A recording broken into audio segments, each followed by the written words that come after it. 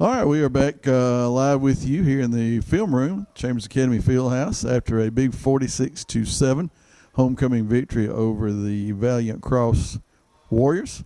And we are, after discussing things, we decided that the offensive player of the game was also the owner of the award for the play of the game. So Jeremy Conway, Jr., is with us here. And first, let's talk about the play of the game, which we decided was about a 50-some-odd yard punt return early in the game when it was 8-0. And Chambers defense had held Valiant Cross. They punted. And take it from there. Tell us about that play. Well, I'd like to thank the punt return team and how they blocked for me. I couldn't have got it done without them. But it was a thrill for real. It was. My blood was rushing. I didn't know where to go. I was just following my blockers. Well, we saw you hit a seam, and we knew once you had the seam that there was a chance, and then you kicked it in gear, and there you went. So that broke the game open, made it 16-0. And so that was the reason we decided it was the play of the game, although you had a close second there on play of the game on a 70-some-odd yard pass play. But that gets us back to the reason that you're the offensive player of the game. 3 touchdowns tonight out of, I guess, 7 that the team scored. And tell us about those 3 touchdowns. We just talked about the punt return. So what about the other 2? I think the punt return was the most valuable one because it was early in the game and we needed another touchdown just to really get momentum going. So it might have been 3rd down, I think. And the other 2, I can't even remember them. Well, you had a long pass play. Now, oh, yeah. I'll be honest with you, until I talked to Matt Waldrop after the game, I didn't realize you had 3 touchdowns. I guess one of them was one that we missed. It had to have been a pass play. Right. It was the post across the middle, and they didn't have a safety, so Coach called an audible. So we just threw it over the top and touchdown. Okay.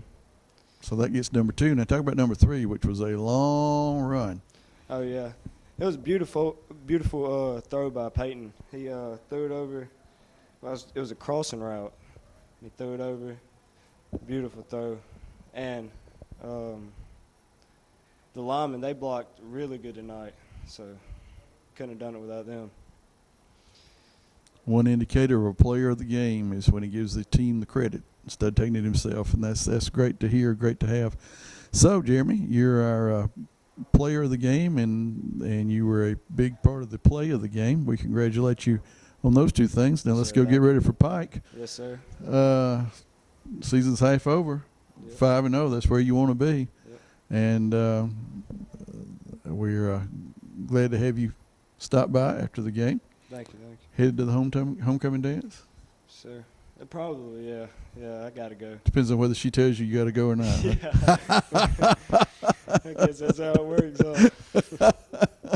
All right. Well, we will take that from you. Congratulations. Thank you. And we'll call someone in for the second time this year as our defensive player of the game.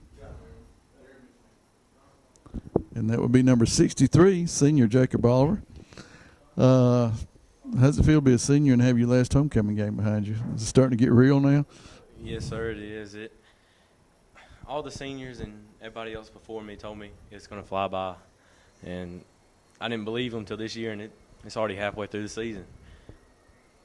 Yeah, those 5 games, we were talking about that during the broadcast. Seemed like we were just at Lee Scott, and now the season's half over. 5th year in a row that Chambers has been 5-0, and you've probably been on all 5 of those teams. Yes, sir. So it's not something that you're unaccustomed to, but it still feels pretty good, doesn't it? Yes, sir, it does. You were our defensive player of the game again tonight, second time in 5 games, because you were the leading tackler.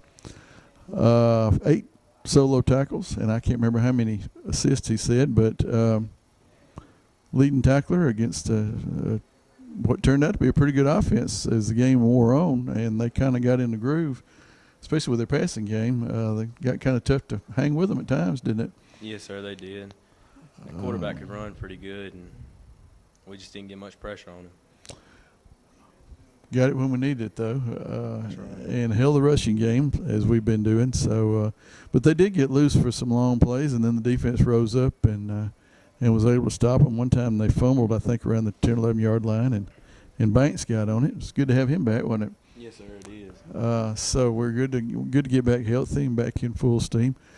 Anything about any of your 8 tackles that just jumps out at you? I mean, a tackle's a tackle, I realize, but Yes, sir, it is. and I don't know how many of them were for a loss. You probably don't really realize that either, because I'm sure when you're out there tackling, it's just because you got to tackle. But you're a big part of our defense, senior, a lot of years as a Rebel, and last homecoming. So we felt like it was a very fitting honor, if it is an honor, for you to be the defensive player of the game tonight. And you did a good job, and we're looking forward to the next 5 games. Yes, sir. All right.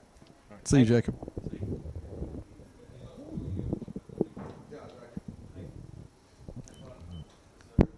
And now we're joined by head coach Jason Allen. Coach Allen, big homecoming win, 5-0 for the 5th year in a row. That's a good accomplishment.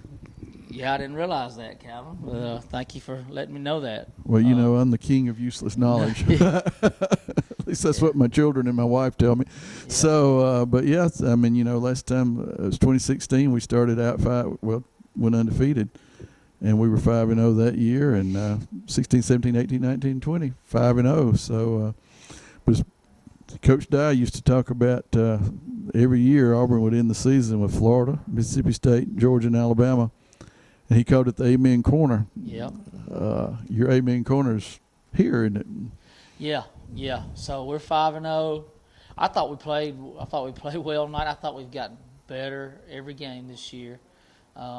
Offense was phenomenal tonight. Yeah. We throw the ball. I mean, people, you know, it's taking some getting some used to, but we're gonna throw it because we feel like that we can really do some great things throwing the ball. And I thought we threw it really well tonight. We didn't have too many plays. I think, you know, we rushed for 90 yards tonight. We only ran it like 13 times. We just didn't have the ball a lot. We had a lot of big plays, but I thought we were awfully efficient in what we did. I agree. Had 256 yards passing, I believe. Matt Waldrop told me, and then, as you said, 90, a little over around 90 yards I felt rushing. good about running the football. Our guys came off and were physical. We were able to run the ball and get movement up front, and I thought we were able to do what we wanted to tonight. Good job.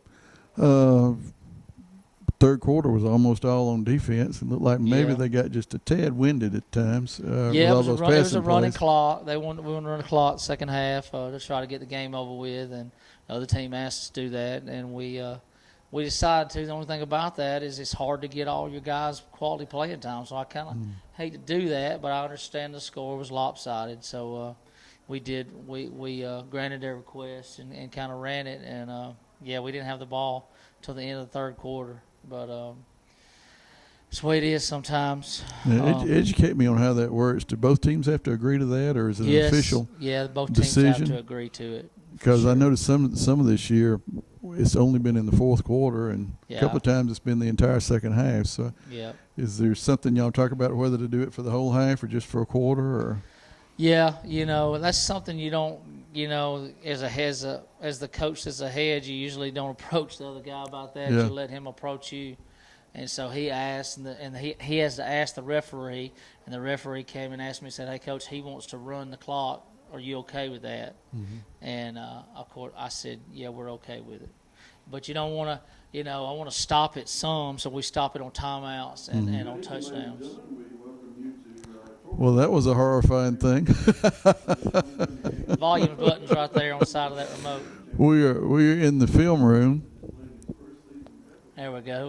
We got two Milfords talking Yeah, at once. we're in the film room, and you know, Jason Allen has had the overwhelming privilege of having me talk to him from 2 different directions. Imagine that. But anyway, the game started playing on the equipment here, and so we have that fixed thanks to our production manager David Howard, who's always on top of things. Yep. And getting back to now that you know what how the running clock works, ladies and gentlemen, we're going to talk about the future. Future is now. Yeah, right? those running clock games are probably done with. Future is now. We got a 3A power coming in Friday. Talk about that. Yeah, well, Pike Lib. Yeah, I've seen some film on those guys. They picked up a lot of kids this year, and when I mean a lot, and they got a really good defensive line. They've got some really good athletes. If you saw us play Tuscaloosa last year and you saw that little quarterback run around all over the place in that game, well, it's the same guy. His dad became the head coach at Pike, and Wow. so he transferred to Pike. So we're going to get to chase him around. If you thought that guy tonight was fast, we get to chase him around, and he's got 3 or 4 guys that are really good he can throw it to. So Yeah, I remember him. yeah, it's gonna be a really tough match. I think it's gonna be a great game. We had an unbelievable crowd tonight. I hope we're even bigger Friday because we should give you something exciting to see next Friday. It's gonna be a great game. I think we're ranked number 2 in the entire state, and they're ranked number 4. So I would say that's gonna be the AISA game of the week statewide next week. Speaking of AISA game of the week, interesting score that I don't know how well you keep up with scores of other games on Friday nights, but Southern is beating Morgan tonight. Wow, yeah, Southern's got a good program. And but yet they got beat by Wilcox. So Yeah. that side of the state's got an interesting division. Yeah. Of course, Morgan's not 2A, but getting back to Pike, Pike, of course, is 3A. And they were the last team until we played Bessemer last year. Pike was the last team to win a game here. Yep, 2015, Mhm. 42-41, I Yeah. believe. We went for 2 late and didn't get it. You always remember those as a head coach. And here we are again. That's not somebody we commonly play. We used to when I was in school, back by the time you were born. They were a pretty common opponent. We played them every year, and they were Yeah. about the same size as we were. But they have grown into a 3A, big 3A program. So we'll take them on, and then 3 region games in a row. Got a week off, Yeah. which will help tremendously. And then Edgewood, Make It East, and then Banks Academy. Yeah. So we will wind up region play with 3 games in a row, and those first 2 will probably determine playoff seeding.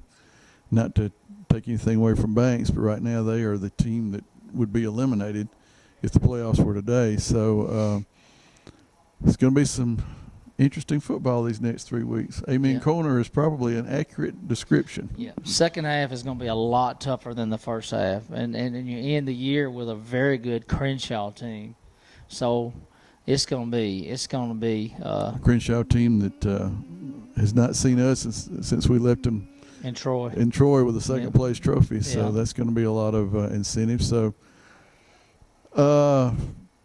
we talked during the game when we looked at this year's schedule, you could tell it was kind of front loaded with teams that were maybe less talented than on the back end. And so far that's proven to be true.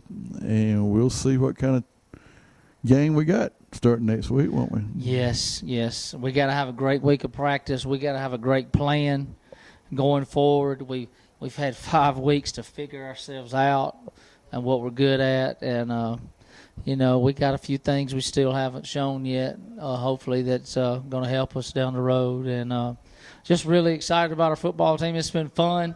A lot of people said we wasn't going to make it this far. We're 5 games in. We played our homecoming. The Rebels are resilient. There you go. Well, that's probably about all we need to talk about tonight. We'll wind it up so you can go to the homecoming dance. And Yeah, I'm going to bed.